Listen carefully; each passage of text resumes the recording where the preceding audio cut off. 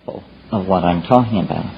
But I think every day, in thousands of ways, we betray our impulses toward wholeness, toward community, toward freedom, toward the spirit by genuflecting to cultural values that are squirrely or toxic or simply wrong-headed or obsolete. Culture is not your friend. It's an illusion. What kind of an illusion is it? And this sort of leads on to the other thing I've come to.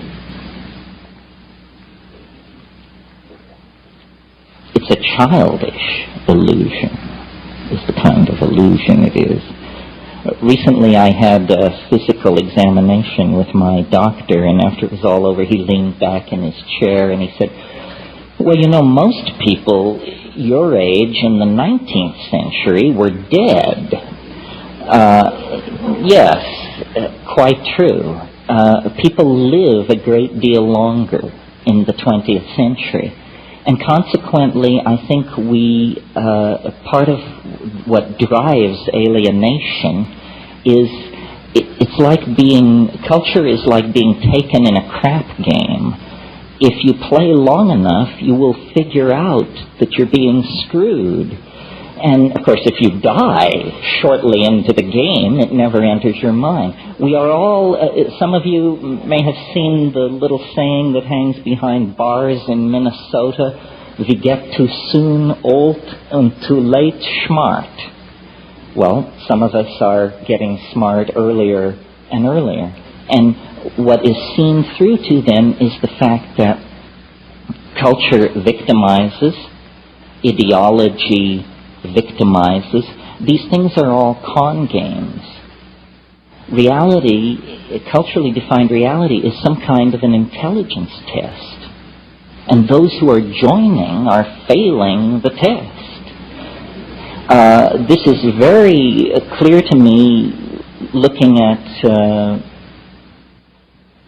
phenomena like alien abduction and the great enthusiasm for conspiracy theory that now seems to attend so much modern thinking. Again, these are epistemological cartoons where low production values made acceptable through tolerance of TV is allowing people to accept material into their own story, which should actually end up on the cutting room floor. Nothing is what it appears to be. Surely you've noticed that. That's A, right?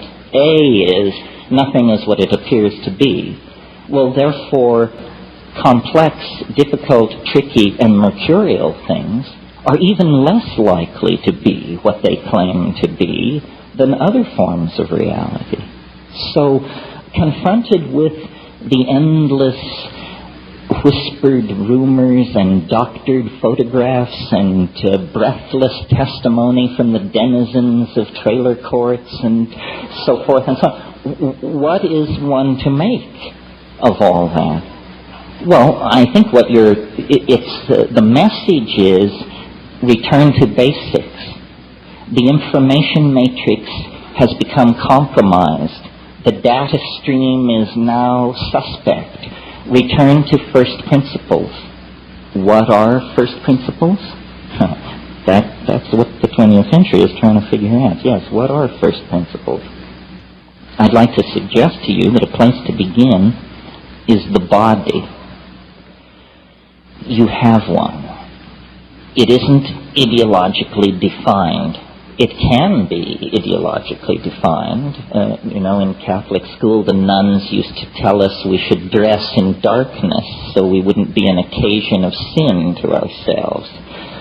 That's an example of the body becoming ideologically defined. But it precedes culture.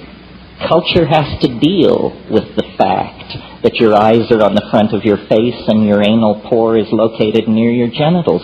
Culture would probably rather have it some other way. It would be so convenient, but hey, it's a given. I'm so happy our rumps don't swell in estrus the way some of the other primates do. Can you imagine Giorgio Armani trying to create a line of fashion that comes to term with that? But I digress. So the body is a pre-cultural given. And coming with the body is this amazing thing which everyone wants to give away, throw away, get away from, called the felt moment of immediate experience. The felt moment of immediate experience. This is you, now, here, in your body, with the cheeseburger slowly dissolving, the cup of the caffeine, the bladder, all of these things, collisions, concrescences, the crossing of trajectories of mental process, digestive process, metabolism, intent, income, emotional state, the felt presence of immediate experience, lodged in the body-mind system in the moment. That's who you are. That's what they can't take away from you. Whether they drag you away to prison, beat you, drug you, whatever they do to you, you will still have some kind of felt presence of experience until you drift into the darkness of non-entity. So there then, one can begin to build outward from that core and say, aha, so the stuff of understanding is not information passed by culturally validated coding systems among the primates at high chatter rate. In other words, the truth is not in the public space or the historical space. The truth is in the felt space of the body in the moment. Well, so some great religions have gotten this far. And they, whatever they are, and there are many of them, come at last to advocate something called meditation, which has many guises and travels under many names and methods. But what it primarily is attention to attention. And what it primarily reveals in the ordinary metabolism is frankly, bloody little. Good meditators will tell you how incredibly boring it is. And the rhetoric of the religions that have made meditation the centerpiece of their ontology is a rhetoric of nihilism. I mean, this is, I should have said nihilism, because this is sort of the dirty little secret of Buddhist ontology. It isn't the cheerful new Buddhism being exported from California. It's the old-style Nagarjunian Buddhism that says, it is an emptiness within an emptiness, after an emptiness, before an emptiness. This is Nagarjuna on the nature of Bodhi mind. But interestingly, meditation, pursued not for years or lifetimes, but pursued as a cultural project over centuries, leads not to a clarifying of this philosophical emptiness, but to a discovery that the depths of nihilism, the depths of non-entity, are in fact multifarious in their aspects. Not a plenum is what I'm grasping for.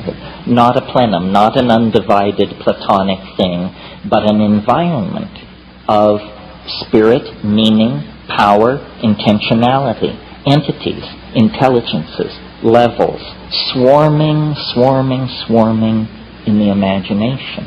And these things can be accessed through drugs, through extraordinary physical practices or ordeals, through various kinds of driving of physiological systems like sonic driving through drumming, or physiological driving through repeated chanting.